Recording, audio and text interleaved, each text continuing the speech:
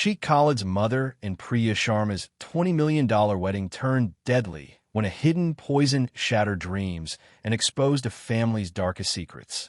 The wedding was designed to look like a dream brought to life, a union so grand that it dominated headlines across continents. A young Indian woman was about to marry into one of the most influential families in the Gulf, where wealth was measured not in numbers, but in power.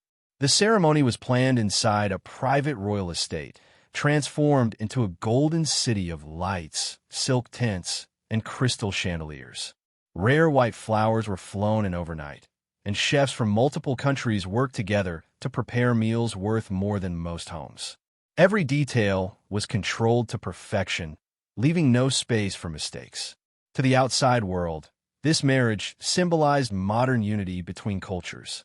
To the bride, it was the fulfillment of years of sacrifice and ambition. She believed love and respect would protect her in this unfamiliar world.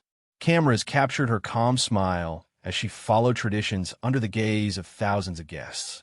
What no one saw was the tension moving quietly through the inner family circle, especially from the groom's mother. She stood slightly apart, watching without warmth, measuring every ritual with sharp attention.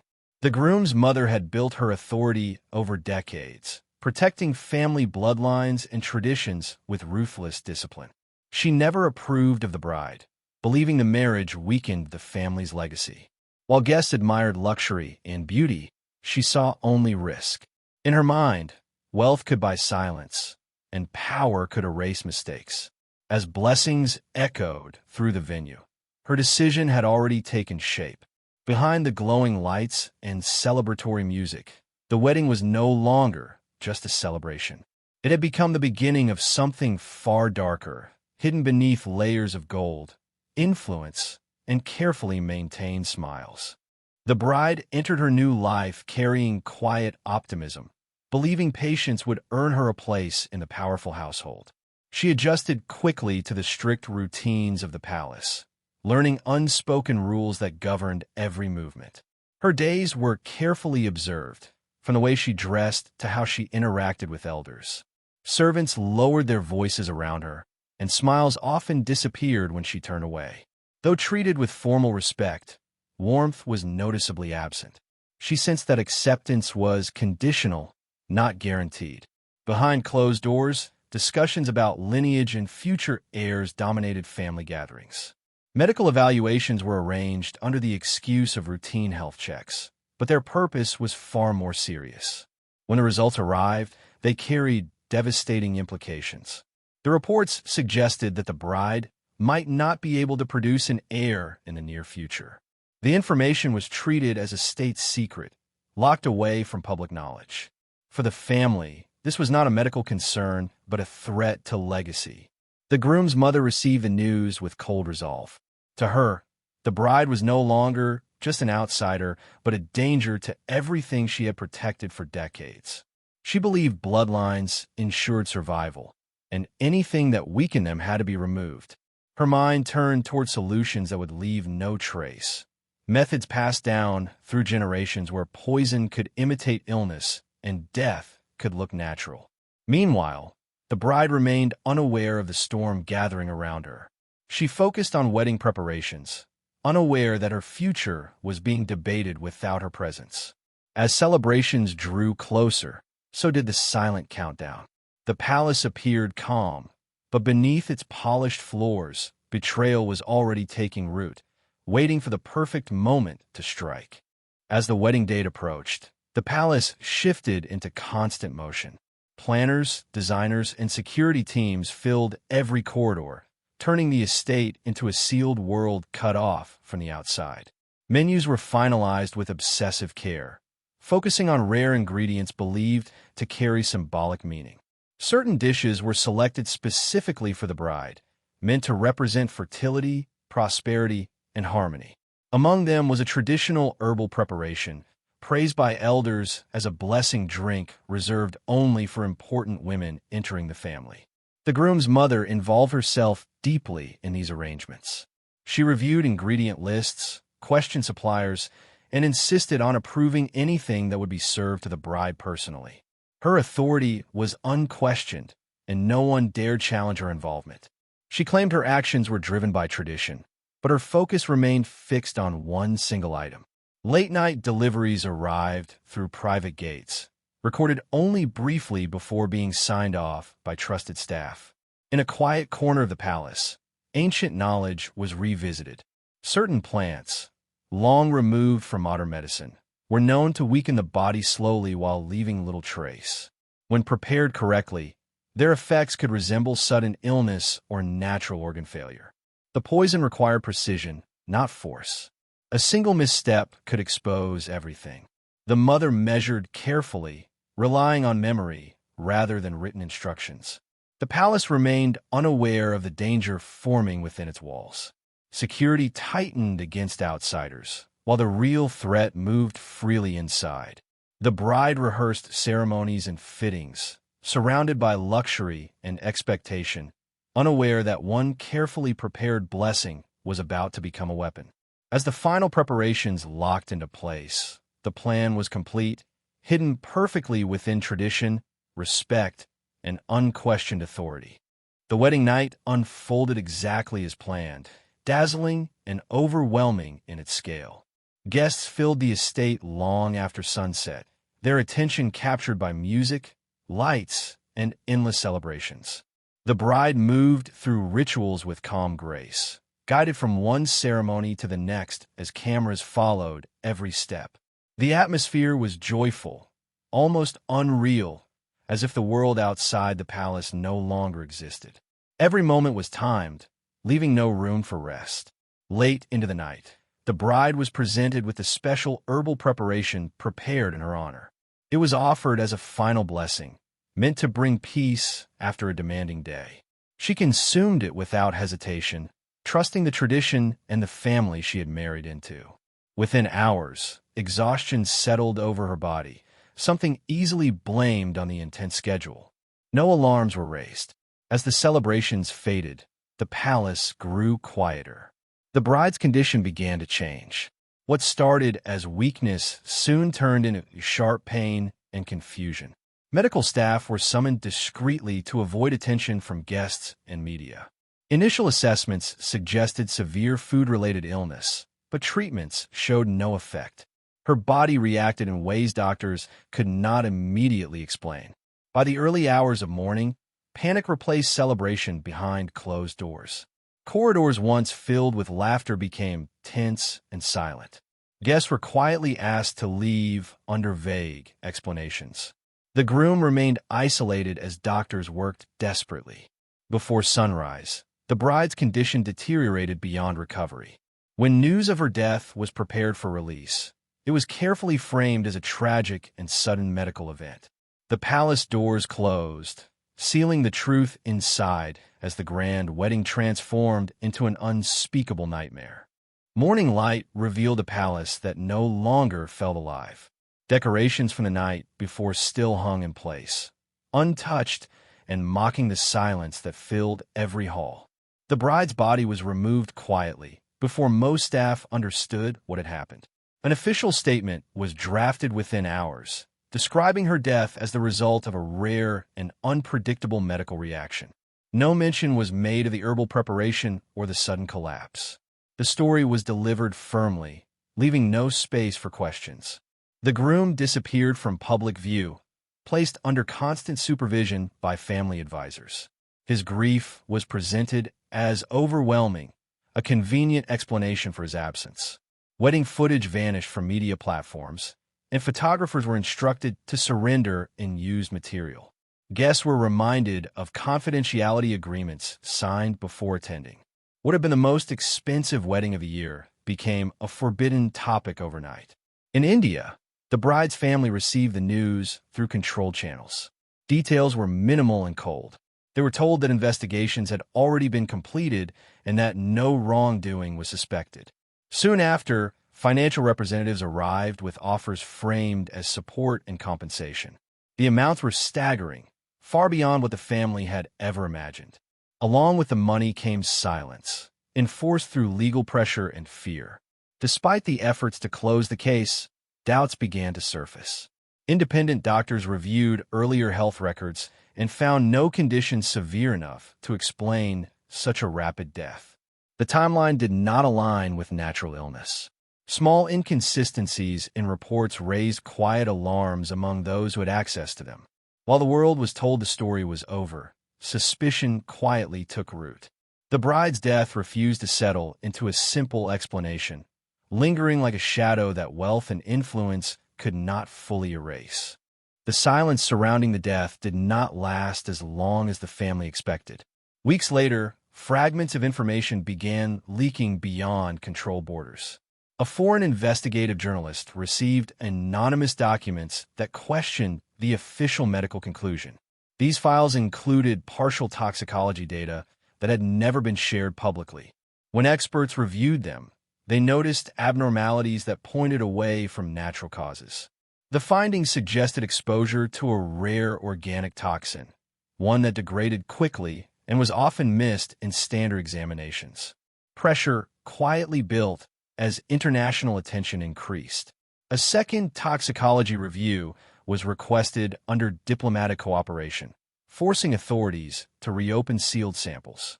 This time, traces of a plant-based poison were identified, known historically for mimicking sudden organ failure. The substance was not illegal, but its use was tightly restricted and uncommon. Its presence raised one alarming question: access. This was not something a stranger or casual staff member could easily obtain or administer. Investigators turned their focus inward, mapping who had control over the bride's food, drinks, and schedule during the wedding. Security records revealed that external threats had been heavily monitored, while internal movements were largely trusted and undocumented. Approval logs showed special permissions granted shortly before the ceremony, allowing certain ingredients to bypass routine inspection. The pattern pointed towards someone with absolute authority inside the household. Financial audits uncovered discrete transactions made weeks before the wedding, routed through intermediaries connected to traditional herbal suppliers. These payments were traced back to accounts protected by layers of influence. As evidence quietly aligned, attention shifted toward the groom's mother. Her reputation, power, and control placed her beyond immediate reach, but suspicion followed her closely. The INV. As investigators pushed deeper, the picture grew clearer and more disturbing. Private household records revealed that the groom's mother had personally authorized changes to catering protocols just days before the wedding. These changes were framed as cultural preferences, allowing certain traditional items to be prepared separately and served without independent testing. Staff members later admitted they were instructed not to log these preparations in the central system. Fear of losing their positions kept them obedient and silent. Medical documents soon surfaced that confirmed the hidden motive.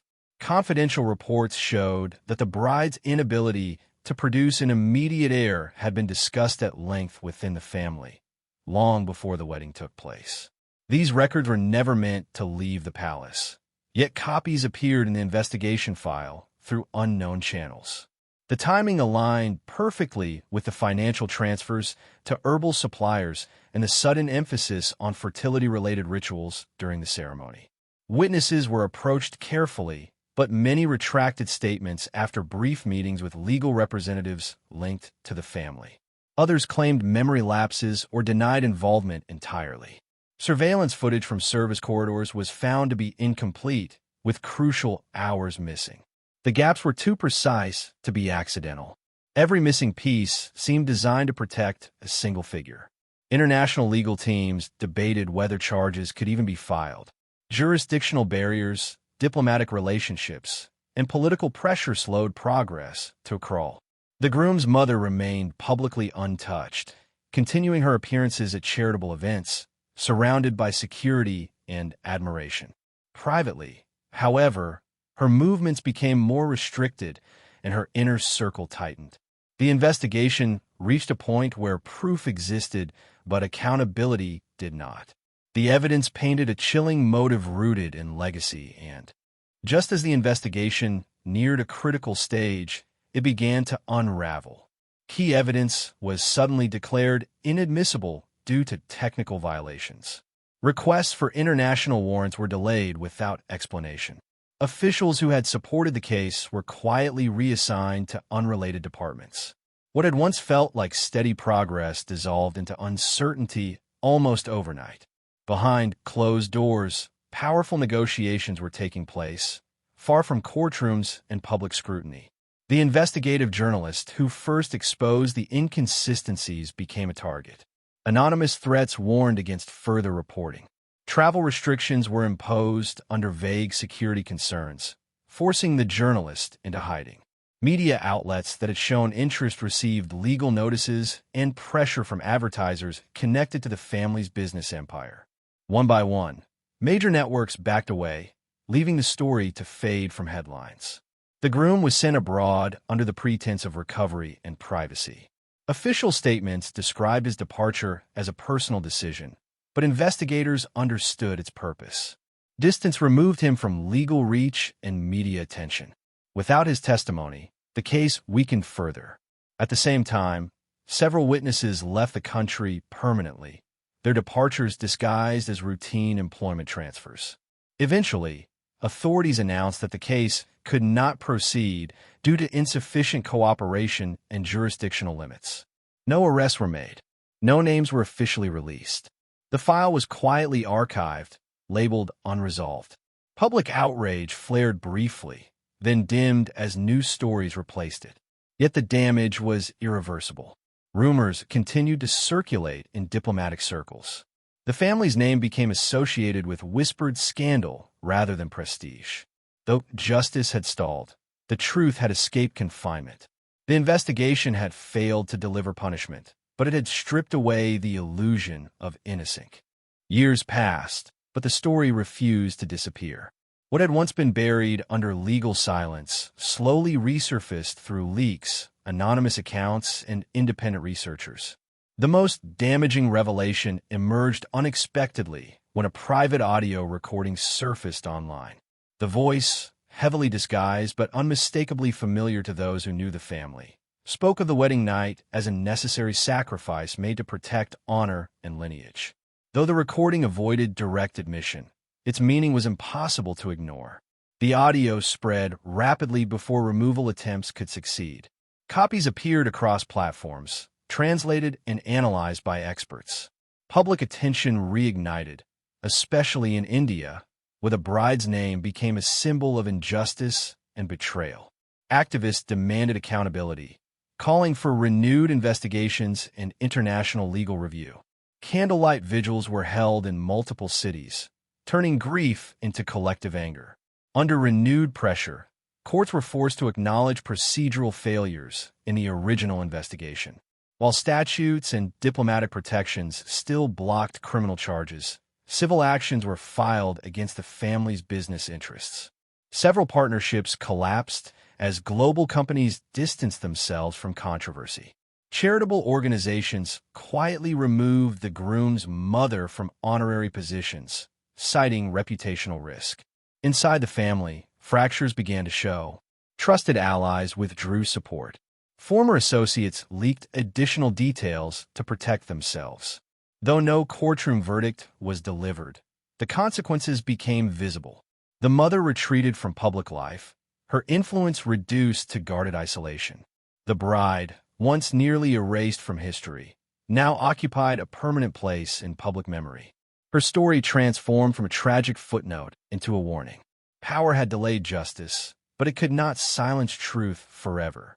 Each new revelation tightened the circle, ensuring the palace remained magnificent and unyielding, but its halls no longer echoed with laughter.